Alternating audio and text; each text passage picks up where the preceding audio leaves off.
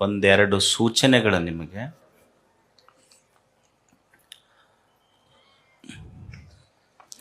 ಇದನ್ನು ವೇದಿಕೆಯಲ್ಲಿ ಹೇಳಬೇಕೋ ಹೇಳಬಾರ್ದಂತ ಭಾಳ ಅಂದ್ಕೊಂಡಿದ್ದೆ, ಆದರೆ ಹೇಳದೆ ಇದ್ದರೆ ನಡೆಯೋದಿಲ್ಲ ಅನ್ನೋದಕ್ಕೆ ಹೇಳಕತ್ತಿದ್ದೆ. ಕೆಲವು ದಿನಗಳ ಹಿಂದೆ ಗವಿಸಿದ್ದೇಶ್ವರನ ಹೆಸರನ್ನು ರೈಲ್ವೆ ಸ್ಟೇಷನ್ಗೆ ಇಡಬೇಕು ಅಂತ ಅದೇನು ನೀವೇನು ಪೋಸ್ಟ್ ಮಾಡೋದು, ಆ ಸಂಘಟನೆ ಕೂಡೋದು, ಈ ಸಂಘಟನೆ ಕೂಡೋದು. ನಾನೆಲ್ಲ ಭಕ್ತರಲ್ಲಿ ಹೇಳೋದಿಷ್ಟೇ, ಗವಿಸಿದ್ದಪ್ಪಜ್ಜನ ಮಠವನ್ನು ನಮ್ಮ ಆವರಣ ಬಿಟ್ಟು ಒಟ್ಟ ಬಯಲಿಗೆ ಕರ್ಕೊಂಡು ಹೋಗ್ಬೇಡ್ರಿ. ನಮಗಿದೆ ನಿಮ್ಮೆಲ್ಲಲ್ಲಿ ಕೇಳ್ಕೊಡೋದು. ನಾನು ಎಷ್ಟಕ್ಕೆ ಸೀಮಿತ ಅದೇನು. ಇವತ್ತು ರೈಲ್ವೆ ಸ್ಟೇಷನಿಗೆ ಅಂತೀರಿ, ನಾಳೆ ವಿಶ್ವವಿದ್ಯಾಲಯಕ್ಕೆ ಅಂತೀರಿ, ಏರ್ಪೋರ್ಟಿಗೆ ಅಂತೀರಿ, ಏನು ಗುದ್ದಾಡ್ಕೊಂತ ಹೋಗೋದಿರ್ತೈತೆ ಅವ್ರ ಜೊತೆಗೆ. ಏಸು ಮಂದಿ ಸ್ಟ್ರೈಕ್ ಮಾಡೋರು ಅಲ್ಲೇ ಕುಂತಾರ.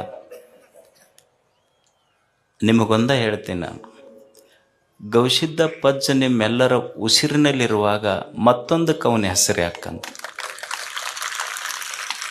ಎಂದು ಇದು ಕೊನೆ. ಇನ್ಮೇಲೆ ನಾ ಯಾವ ಭಕ್ತರಿಗೆ ಈ ವಿಷಯದಲ್ಲಿ ಹೇಳೋದಿಲ್ಲ. ಎಂದೂ ಗವಿಸಿದ್ದಪ್ಪಜ್ಜನ ನಿಮ್ಮ ಭಕ್ತಿ ನನಗೆ ಗೊತ್ತೈತಿ. ಅದಕ್ಕೆ ಹೆಸರಿಡಬೇಕು, ಇದಕ್ಕೆ ಹೆಸರಿಡಬೇಕು, ಆ ಪೋಸ್ಟ್ ಮಾಡಬೇಕು, ಈ ಪೋಸ್ಟ್ ಮಾಡಬೇಕು. ನೀವು ಪೋಸ್ಟ್ ಮಾಡೋದಿಲ್ಲ, ನಮ್ಮನ್ನು ಪೋಸ್ಟ್ ಮಾಟಮ್ ಮಾಡ್ತಿರೋದ್ರಾಗಷ್ಟೆ. ಸೊ ಅದನ್ನು ಮಾಡಬೇಡ್ರಿ. ಎರಡನೇದ್ದು, ನನ್ನ ಮೇಲೆ ನಿಮಗೆ ಭಾಳ ಅಭಿಮಾನ ಇರ್ಬೋದು, ಪ್ರೀತಿ ಇರ್ಬೋದು. ಗವಿಮಠವನ್ನು ಇನ್ನೊಂದು ಮಠದ ಜೊತೆ ಹೋಲಿಸುವುದು, ಗವಿಮಠದ ಸ್ವಾಮಿಗಳನ್ನು ಇನ್ನೊಂದು ಮಠದ ಸ್ವಾಮಿಗಳ ಜೊತೆ ಹೋಲಿಸುವುದು, ಕಂಪ್ಯಾರಿಸನ್ ಮಾಡೋದು, ಅದಕ್ಕೊಂದು ಪೋಸ್ಟ್ ಹಾಕೋದು, ದಯವಿಟ್ಟು ಇದನ್ನೆಲ್ಲ ಮಾಡಬೇಡಿ.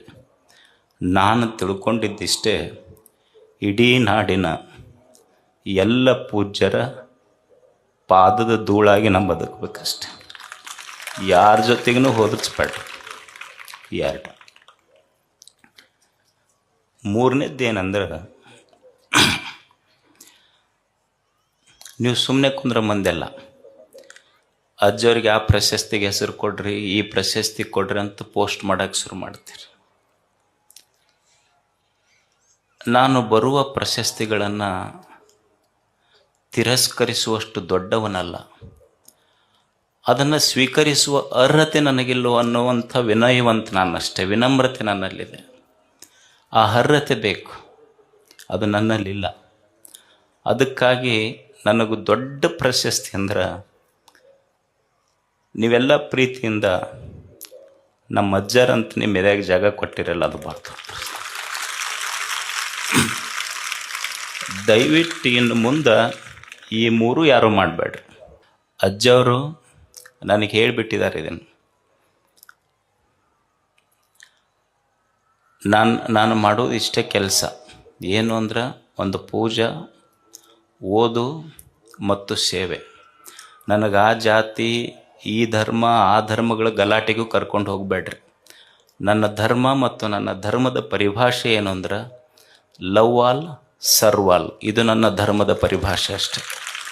ಎಲ್ಲರನ್ನು ಪ್ರೀತಿಸು, ಎಲ್ಲರನ್ನು ಸೇವಾ ಮಾಡು. ಇದನ್ನು ಬಿಟ್ಟರೆ ಇದಕ್ಕೆ ಮಿಕ್ಕಿದ ಧರ್ಮದ ಪರಿಭಾಷೆಗಳನ್ನು ತಿಳಿದುಕೊಳ್ಳುವಷ್ಟು ಪಂಡಿತನೂ ನಾನಲ್ಲ. ನನಗೆ ಗೊತ್ತಿರುವುದಿಷ್ಟೇ, ನಾನು ಇದನ್ನೇ ಮಾಡ್ತೇನೆ. ಇದನ್ನು ಬಿಟ್ಟು ದಯವಿಟ್ಟು ನನಗೆ ಯಾವ ಹೊರಗೂ ಕರ್ಕೊಂಡು ಹೋಗಬೇಡ್ರಿ. ನನಗೆ ಅಜ್ಜರು ಹೇಳ್ಯಾರ, ನಾನು ಎಲ್ಲಿ ನನ್ನ ಶಿಕ್ಷಣ ಸಂಸ್ಥೆಗಳಲ್ಲಿರಲಿ, ಮಠದಲ್ಲಿರಲಿ, ಪತ್ರಿಕೆಯಲ್ಲಿರಲಿ, ನನ್ನ ಫೋಟೋ ಎಲ್ಲಿ ಹಾಕಿಲ್ಲ. ನಾನು ಮಠದಾಗಿರೋದು ಅಜ್ಜರ ಫೋಟೋ ಒಂದೇ ಗದ್ದಿಗೆ. ಯಾರೋ ಕೇಳಿದ್ರೆ ನನಗೆ, ಅಲ್ಲ ಅಜ್ಜರು ನಿಮ್ಮ ಮಠದಾಗ ಫೋಟೋ ಹಾಕಿಲ್ಲ ಅಂತ.